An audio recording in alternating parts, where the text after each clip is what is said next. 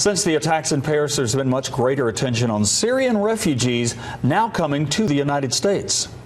The investigation into the attacks reveals one of the suicide bombers was a Syrian who entered Greece along with a wave of refugees. He made his way to Paris with a fake or doctored passport. That revelation has led to many governors across the country, including here in Tennessee and in Georgia, saying they will not allow any more refugees into their states. Well, today, News Channel 9's Hannah Lawrence begins our team coverage with her discussions with a UTC professor to find out who exactly these people are that are coming into the country and why some people are hesitant to lend aid. Hannah. Latricia Calvin, the UTC professor that I talked to says refugees are coming from several countries in the Middle East, and just months ago, many governments, including the U.S.'s, agreed to take a large number of those people when other countries didn't want them. This one of many reasons UTC professor Tracy Samuel says people are trying to leave the Middle East. Death, destruction, violence, kidnapping, the murder of their family, being caught in a bomb attack. Tracy Samuel says fleeing home for those reasons distinguishes someone as a refugee. She met many of them while she was studying in the Middle East. The key thing that distinguishes a refugee from a migrant or a temporary worker is that the refugee has a lack of choice. The refugee is coming because he or she is fleeing actual or feared persecution. Tracy Samuel says many refugees are trying to flee regions threatened or controlled by ISIS. Syria is one of them. The refugee issue coming from the Middle East has nothing to do with immigration. These are separate groups of people, both literally and legally. Refugees register with the United Nations High Commissioner for Refugees, then go through a rigorous vetting process. In September, the United States agreed to accept 10,000 refugees for the next fiscal year, which started in October. Europe has taken many more than the United States has, but the United States has also provided a tremendous amount of financial aid. Reports say that 2,100 have already been brought here. Now, in the wake of the Paris attack, many state leaders are calling for a halt in that process.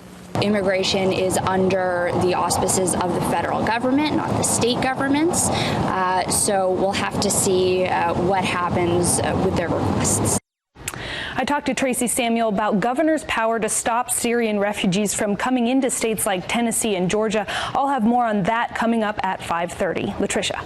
Hannah, thank you. Tonight, the question remains, will governors actually be able to control if their states receive refugees? News Channel 9's Hannah Lawrence spent the day trying to answer that question. Hannah, what did you find out? Well, Josh, Latricia, in September, the U.S., along with several other countries, agreed to accept a number of refugees not wanted by other nations.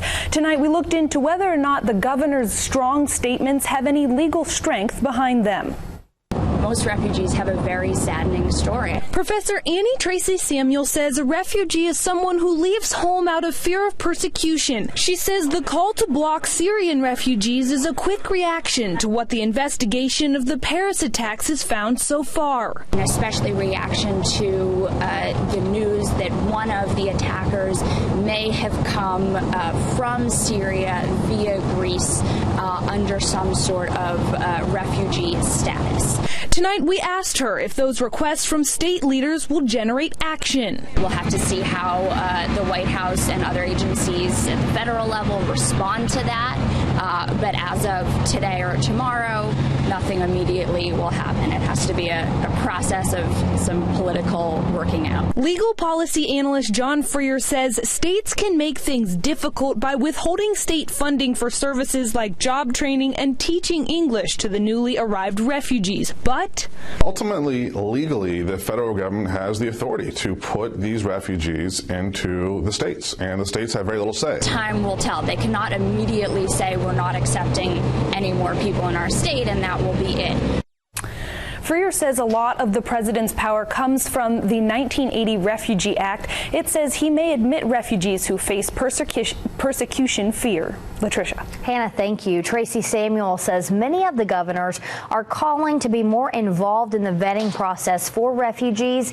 It's currently done through the United Nations High Commissioner for Refugees.